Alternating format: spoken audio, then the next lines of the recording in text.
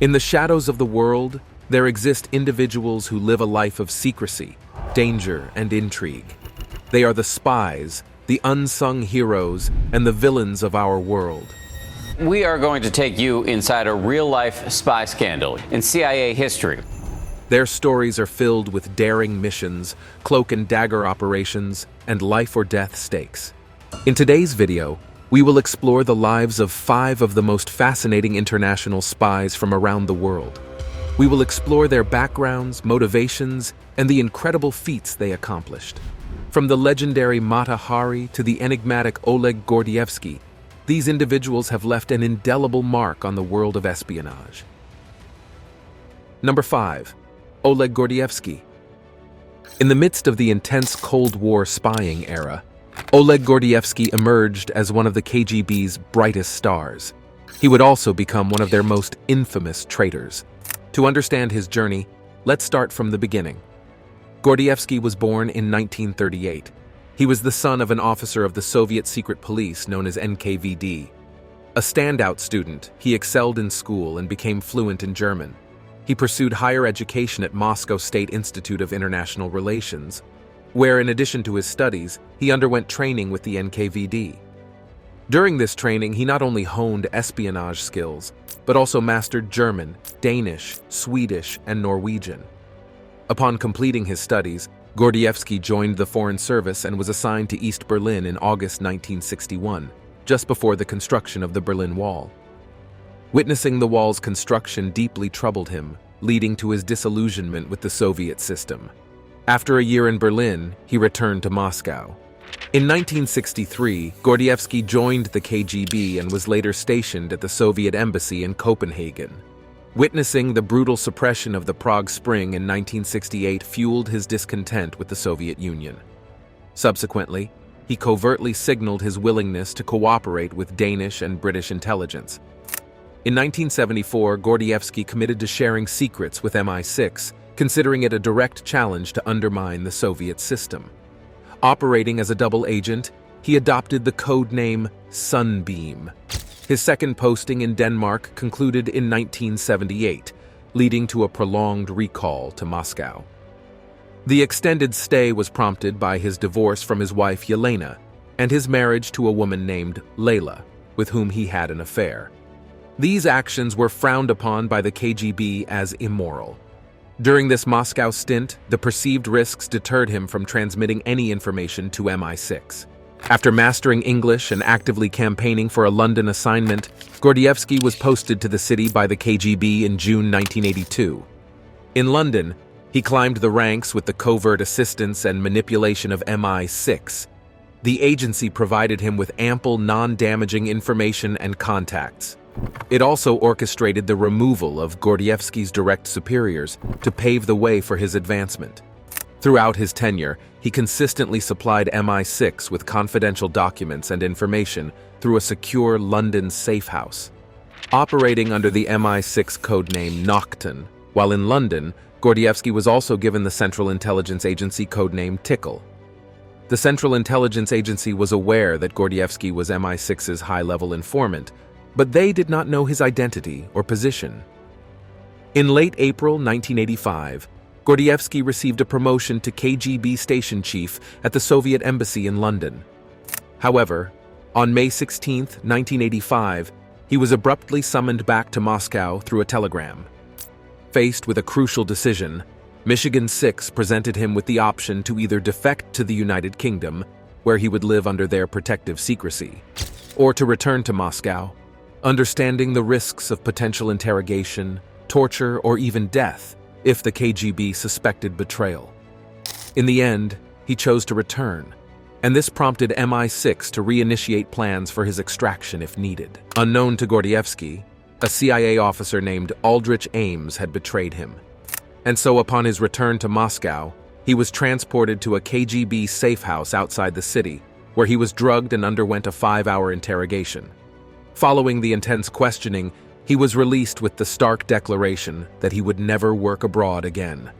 Despite being under suspicion of espionage for a foreign power, his superiors hesitated to take overt action against him. In June 1985, his wife and 2 children, who had been residing with him in London, joined him in Moscow. Now, back in 1978, Michigan 6 had already crafted an intricate escape plan, codenamed Operation Pimlico, for Gordievsky. This was at the time when the KGB summoned him back to Moscow after his second three-year term in Copenhagen. The mastermind behind this plan was MI6 officer Valery Petit. Despite being under constant KGB surveillance, Gordievsky managed to discreetly send a signal to MI6.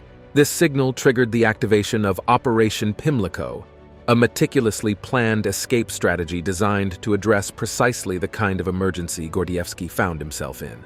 On July 19, 1985, Gordievsky, during his routine jog, skillfully evaded the KGB agents assigned to monitor him. He boarded a train to Leningrad and continued to a prearranged meeting point south of Vyborg, near the Finnish border. There, British embassy cars awaited him, having successfully shaken off the 3 KGB surveillance vehicles tailing them. Concealed in the trunk of a Ford Sierra saloon, Gordievsky was covertly transported across the border into Finland. 2 British diplomats and their wives served as Gordievsky's couriers. To distract sniffer dogs at the Finnish border, one of the wives strategically dropped her baby's soiled diaper on the ground, causing the dogs to retreat. Subsequently, Gordievsky was flown to the United Kingdom via Norway. In the United Kingdom, his MI6 codename was changed to Ovation. After his escape, Soviet authorities sentenced Gordievsky to death in absentia for treason. Gordievsky's wife, Leila, who was the daughter of a KGB officer, remained unaware of her husband's defection. After his escape, Soviet authorities sentenced Gordievsky to death in absentia for treason. Gordievsky's wife, Leila, who was the daughter of a KGB officer, remained unaware of her husband's defection. During his escape, she and their children were on holiday in the Azerbaijan SSR. Despite her lack of knowledge and involvement, Leila endured 6 years of interrogation and detention, as Soviet authorities incorrectly presumed her complicity in Gordievsky's activities. However, the marriage had already deteriorated significantly, and it eventually collapsed entirely. After Gordievsky's extraction from the USSR to the United Kingdom, he became even more valuable to the West. The information he provided, both new and previously disclosed, could now be promptly utilized and shared without jeopardizing his life, identity, or position. Number 4. Aldrich Ames. The CIA, known for its high level of security and secrecy, was once infiltrated by a traitor who walked right through its doors. This traitor, a man named Aldrich Ames, held a position of trust and blended seamlessly into the fabric of the agency. Born in the town of River Falls, Wisconsin, Aldrich Ames was the eldest of 3 children and the only son in a family marked by academic achievements. His father, Carlton Cecil Ames, served as a college lecturer at Wisconsin State College River Falls, while his mother, Rachel Ames, worked as a high school English teacher.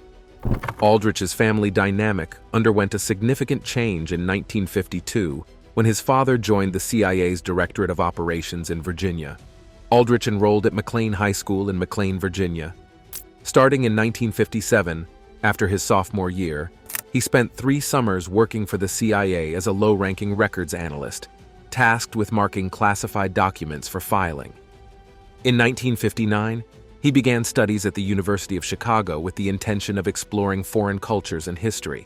However, his passion for drama led to academic struggles, and he did not complete his sophomore year. Aldrich returned to the CIA in the summer of 1960, working as a laborer. 5 years after his initial stint with the CIA, Aldrich earned a bachelor's degree in history from George Washington University. Although he didn't envision a long-term career with the agency, Aldrich, having achieved a GS-7 grade and positive performance appraisals, gained entry into the career trainee program, despite encountering some alcohol-related issues with law enforcement. In 1969, Ames married Nancy Segbarth, a fellow CIA officer he had met in the career trainee program. Assigned to New York City in 1976, he successfully handled 2 significant Soviet assets, earning accolades, promotions, and bonuses that surpassed most peers in his pay grade. However, Aldrich faced criticism for procrastinating on financial accounting submissions and displaying inattention to detail. Notably, he committed 2 security violations, one involving leaving a briefcase with classified operational materials on the subway. He received a mere verbal reprimand for this. In 1981, Aldrich accepted a posting to Mexico City while his wife remained in New York. By October of the following year, he initiated an affair with Maria del Rosario Casas Dupuy, a cultural attaché in the Colombian embassy and a CIA informant.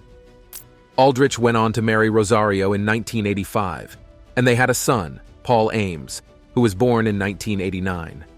Despite CIA regulations requiring reporting of romantic involvements with foreign nationals, Aldrich failed to disclose his relationship to his superiors, even though some colleagues were aware of it. Nonetheless, in September 1983, Aldrich was reassigned to the Soviet/East European Division in Washington. This move positioned him in the most sensitive element of the Department of Operations, overseeing Soviet counterintelligence. With access to all CIA plans and operations against Soviet military intelligence, Aldrich played a critical role. In October of the same year, he formally separated from Nancy. As part of the divorce settlement, Aldrich committed to paying off the accumulated debts and providing monthly support to Nancy for 3.5 years, totaling approximately $46,000. Aldrich would later reveal that the financial pressure was a key factor that initially prompted him to contemplate spying for the Soviets. On April 16, 1985, Aldrich discreetly offered his services to KGB officers at the USSR Embassy in Washington. In a similar fashion to Peter Debbins, the Green Beret who was a secret spy for Russia, Aldrich embarked on a journey of espionage. Shortly after making his offer, he received a payment of $50,000 from the KGB. Throughout the summer of 1985, Aldrich held multiple meetings with a Russian diplomat, passing along classified information about CIA and FBI human sources, as well as technical operations directed at the Soviet Union. By the following year, Aldrich had been relocated to Rome, Italy. While in Rome, Aldrich continued his interactions with the KGB, engaging with a Russian diplomat stationed in Rome and a Moscow-based KGB officer. As his assignment in Rome concluded, the KGB provided Aldrich with instructions regarding covert contacts in the Washington, D.C. area where he would be reassigned. Also, the KGB informed Aldrich that he had received $1.8 million from them in the 4 years since he volunteered. Upon returning to Washington, D.C. in 1989, Aldrich persisted in conveying classified documents to the KGB, utilizing dead drops, or predetermined concealment spots where he would leave the documents for subsequent retrieval by KGB officers from the USSR Embassy. In reciprocation, the KGB left money and instructions for Aldrich, typically in alternate dead drops. Concurrently, the CIA and FBI discovered that Russian officials they had recruited were facing arrest and execution. These human sources had supplied vital intelligence about the USSR and helped shape the United States' foreign policy decisions. After analyzing Aldrich's unexplained wealth, the FBI initiated an investigation in May 1993. Over the course of 10 months, FBI special agents and investigative specialists conducted thorough physical and electronic surveillance of Aldrich. Searches at Aldrich's residence uncovered documents and evidence linking him to the Russian Foreign Intelligence Service. On October 13, 1993, investigative specialists observed a chalk mark made by Aldrich on a mailbox, confirming his intention to meet Russian contacts in Bogota, Colombia. Subsequently, on November 1st, special agents observed both Aldrich and his Russian handler in Bogota. Approval for Aldrich's arrest was soon granted. It was strategically timed for his planned foreign travel, which included an official trip to Moscow. On April 28, 1994, both Aldrich and his wife, Rosario, who had actively supported his espionage activities, pleaded guilty. Aldrich received a life sentence without the possibility of parole, while Rosario Ames was sentenced to 63 months in prison on October 20, 1994. Following his guilty plea, Aldrich cooperated with FBI agents during debriefings, providing details about compromising the identities of CIA and FBI human sources. Some of these sources faced execution by Soviet authorities. As part of his plea agreement, Aldrich forfeited his assets to the United States, with $547,000 directed to the Justice Department's Victims Assistance Fund. Aldrich is currently serving his life sentence within the federal prison system, while Rosario Ames has completed her sentence and been released. Number 3. Fritz Joubert Duquesne.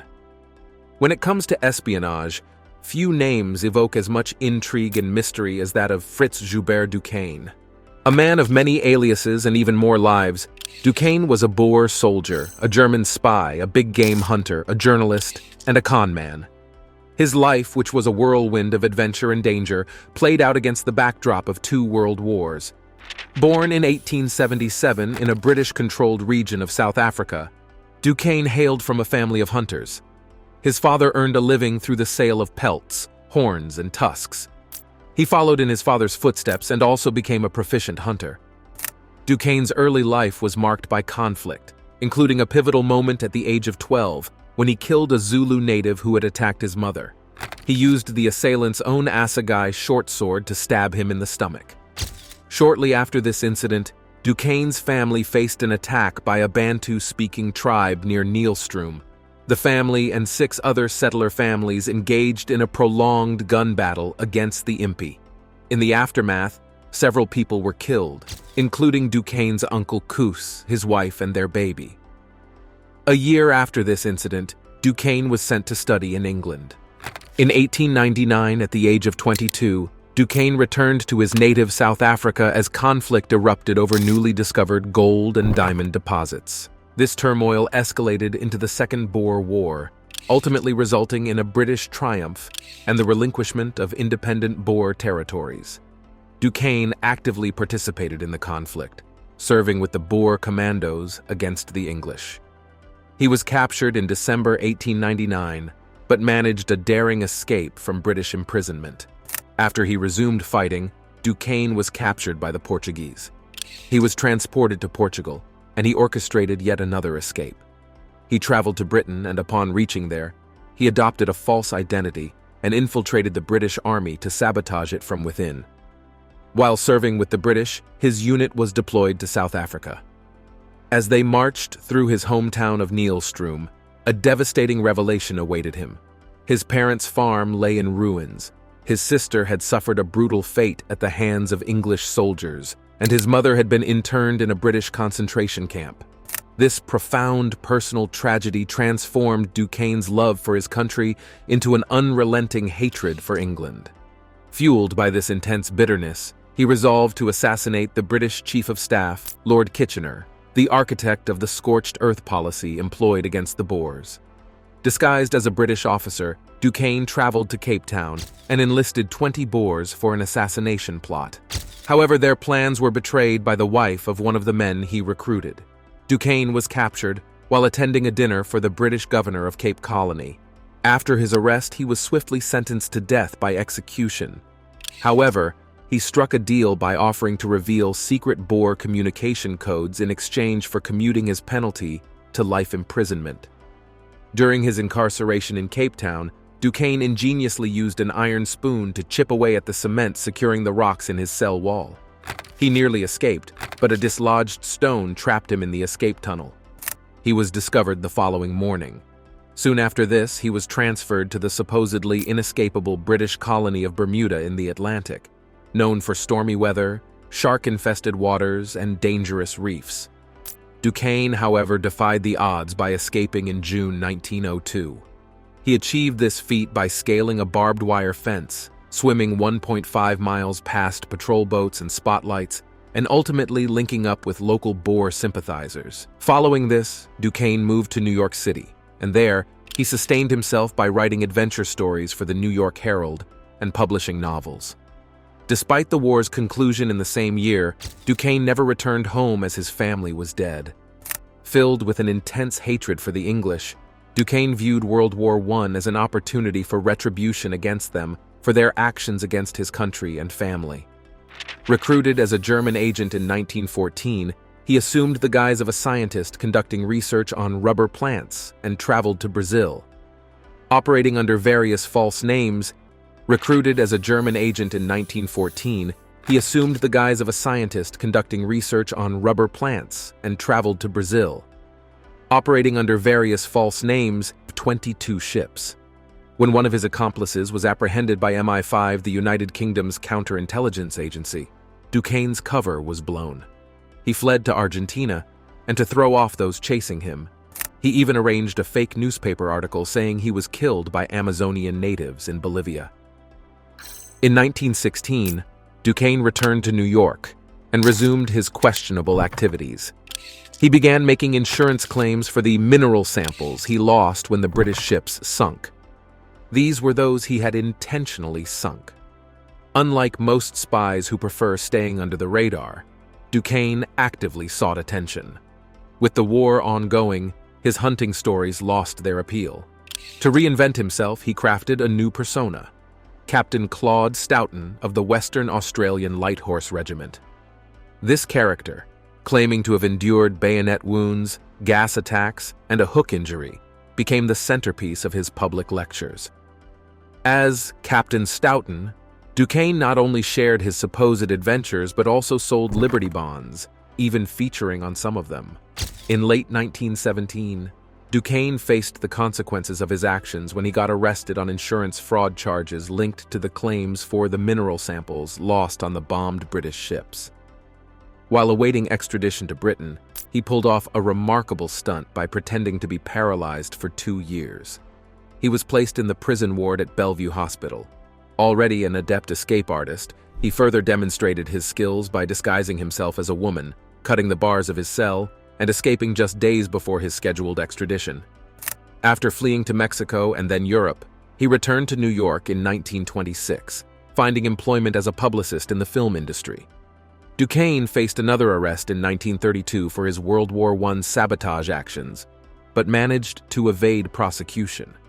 Britain considered the statute of limitations expired and chose not to pursue the matter, allowing him to escape legal consequences once again. In 1937, Colonel Nicholas Ritter, chief of German intelligence operations in the United States, and a friend of Duquesne, recruited him once again. Duquesne assumed leadership of a spy ring comprising over 30 members, including individuals with access to crucial schedules and blueprints in the automobile and aviation industry, as well as couriers stationed on ships for transatlantic communication. Duquesne's activities remained undiscovered until 1939, when Edgar Hoover, the head of the FBI, briefed Franklin Roosevelt on the situation. A 2-year investigation into the spy ring commenced. Ultimately, the Bureau conducted a sting operation leading to Duquesne's arrest in 1941. Unlike his previous legal encounters, the then 64-year-old was unable to escape. He received an 18-year prison sentence and served 14 years. He was released early due to declining health. Duquesne passed away in 1956 at the age of 78. Now it's time for today's subscriber pick. International spies live a life of danger and secrecy. They operate in the shadows, collecting information that could have a profound impact on the world. Their work is often high stakes, and they face a number of dangers, including capture and torture, betrayal, and psychological trauma. The Green Beret, who was a secret spy for Russia, exemplifies the complexities of international espionage. Trained as an elite soldier, he possessed the skills and discipline required for covert operations. Yet his allegiance lay with a foreign power. This was a decision that blurred the lines of loyalty and patriotism. Working under the cover of anonymity, spies like the Green Beret hide their true selves behind fake identities. They join organizations and social groups, taking on different disguises to get close to classified information. The stakes are high, and the consequences of failure can be severe. Have you ever wondered what it would be like to live a life of deception, constantly walking a tightrope between truth and fabrication? Would you be willing to risk everything for the sake of your country or a cause you believe in? Let us know your thoughts in the comments section. Number 2. Mata Hari. In 1905, a woman who called herself Mata Hari arrived in Paris, where she gained popularity for her performances of Asian-inspired dances. Touring extensively across Europe, she narrated a compelling tale of being born in a sacred Indian temple, where a priestess bestowed upon her the name Mata Hari, which translates to Eye of the Day in Malay. However, what no one knew was that Mata Hari was an international spy, and contrary to her narrative, her name was Margaretha Geertruida Zell, and she was born in a small town in northern Holland in 1876. As a teenager, Margaretha faced hardship when her father lost his fortune and abandoned the family. When she was 15, her mother passed away, leading to Margaretha living with relatives. Later, she attended a teacher's college in Leiden. In 1895, she married Captain Rudolf MacLeod, a Dutch colonial army officer. Reports suggest Rudolf was abusive and infected Margaretha with syphilis. They lived in Java and Sumatra from 1897 to 1902, and they had 2 children. Unfortunately, their son died, possibly from poisoning or syphilis. After returning to Europe, Margaretha and Rudolf separated and got divorced in 1906. Even though Margaretha initially had custody of their daughter, Rudolf didn't help with money, so she had to leave her daughter with him. Facing financial hardship, Margaretha turned to professional dancing in Paris. She adopted the name Lady MacLeod initially, and later changed it to Mata Hari. Standing tall and possessing great allure, with a basic understanding of East Indian dances and a willingness to appear nearly nude in public, Mata Hari achieved instant fame in Paris and other major cities. Throughout her adult years, she engaged in numerous romantic relationships, often with military officers, and some of these liaisons included financial transactions. Details about how Mata Hari became an international spy are unclear.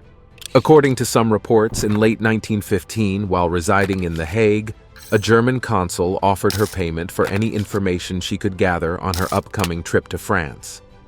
Following her arrest by the French, she admitted to accepting money from Germany, but claimed to have provided only outdated information to a German intelligence officer. Mata Hari reportedly claimed that she agreed to work as a French spy in German-occupied Belgium, but failed to inform French intelligence about her previous arrangement with the Germans. Her intention was to enlist the support of Ernest Augustus, Duke of Brunswick-Lüneburg in Germany, and heir to the Dukedom of Cumberland in the British peerage. The French grew suspicious of Mata Hari's loyalty, leading to her arrest and imprisonment in Paris on February 13, 1917. Authorities accused her of spying for Germany and allegedly causing the death of up to 50,000 French soldiers. In 1917, she faced a military court and received a death sentence. At dawn on October 15, 1917, she was executed by a firing squad comprising 12 French soldiers at the age of 41.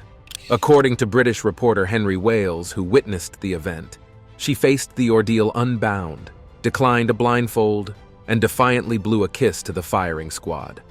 Mata Hari's body was not claimed by any family members and so was designated for medical study. Her embalmed head was preserved and housed in the Museum of Anatomy in Paris. In 2000, archivists found that it had gone missing, potentially as early as 1954 during the museum's move, according to curator Roger Saban. Despite records from 1918 indicating the museum received the entire body, none of the remains could be located in later assessments. Mata Hari's head remains unaccounted for to this day. Number 1. Lisa de Baissac. Lisa de Baissac's life unfolds like an action movie. She escaped the Nazi occupation in France and sought refuge in Britain, where she underwent training in a genuine spy school. Subsequently, she courageously parachuted back into France, actively contributing to arming and training the French resistance. But let's rewind to the beginning of Lisa de Baissac's story. It all began on a faraway island called Mauritius. Even though lots of sailors knew about it, the Europeans found it uninhabited. The Dutch were the first to set up a colony in 1638. After them came the French, and then the British during the Napoleonic Wars. Lisa de Baissac was born on this island in 1905. Even though she had a French name, family, and background, she was a British citizen because of the island's history. As a teenager, Lisa's family moved to Europe, but they chose Paris over London. At 17, she fell in love with Gustave Villemur, but her mother disapproved due to his unsuitability as a penniless artist. So, Lisa decided to work. Fast forward to 1940, Lise, now 35 and unmarried, was in Paris when the Germans invaded. Fortunately, her British passport allowed her to escape. After a long and winding journey taking months, she eventually found herself in England. In England, things weren't going well in the war. Hitler had control of the continent, and he took it so quickly that it seemed easy. Britain was next on his list. The leaders in British command thought that a regular war wouldn't work. They needed a sneaky kind of war. So, on July 22, 1940, Winston Churchill created the Special Operations Executive, or SOE. He nicknamed it his Ministry of Ungentlemanly Warfare. It was meant to be secretive and tricky. Instead of openly fighting the Germans, the plan was to sneak around and blow things up behind their backs. Quite literally, Churchill's exact words were to set Europe ablaze. When the SOE started enlisting women, Lisa wasted no time and applied to join. After being interviewed by Selwyn Jepson, she was accepted for training on May 1942. While female SOE agents were typically trained as couriers or wireless operators, working under male organizers, Lise stood out. She was recognized for her capability to lead her own network. In September 1942, Lise embarked on her first mission. Parachuting into the Loire and Cher region of France near Chambord, she made history as the first woman to land in occupied France by parachute. During this mission, she was accompanied by another agent codenamed Denise. In Poitiers, Lise established a small resistance network, scouting suitable landing strips and drop zones. These locations allowed her to receive parachuted containers of weapons, which she strategically left with local farmers for sabotage purposes. Additionally, Lise assisted other agents arriving by Lysander aircraft on designated fields or through parachute drops in navigating their initial steps in occupied territory. This mission lasted 11 months until Lisa was ordered back to London because it was known the Gestapo were on to her. She was successfully picked up and brought home by Lysander in August 1943. Back in England, she broke her ankle and had to wait until it was healed before going back to France in April 1944. This time, she joined her brother Claude de Baissac in Normandy, using the cover of being a refugee from Paris, living in the house of a schoolmaster near Mayenne. There, she helped set up several more resistance groups and maintained contact between them, passing on orders and communicating messages by bicycle. Lisa's mission lasted for 11 months until she received orders to return to London due to the Gestapo catching wind of her activities. In August 1943, she was successfully extracted and brought home via a Lysander aircraft. Upon her return to England, Lisa faced an additional challenge: a broken ankle. She had to wait for it to heal before returning to France, which she did in April 1944. This time, she collaborated with her brother Claude de Baissac in Normandy. Posing as a refugee from Paris and residing in a schoolmaster's house near Mayenne, she played a crucial role in establishing more resistance groups. Lisa maintained contact between these groups, transmitting orders and messages by bicycle. In a daring display of bravery, Lisa navigated through German lines twice, enduring Allied bombings, and cycled to Paris. Using the cover of visiting her cousin in Mans, she transmitted and received orders. Collaborating with her brother Claude de Baissac, Lisa organized sabotages and attacks that significantly impeded the arrival of German reinforcements to the Normandy front. Their efforts persisted until the Germans retreated to the east. After the war, Lise took on various roles, serving as a BBC newsreader, translator, and announcer for the French service. In 1950, she married her childhood sweetheart, Gustave Villemeur, who was now a renowned artist and interior decorator. They resided between Marseille and Saint-Tropez and hosted gatherings for contemporary artists and writers until Gustave's passing in 1978.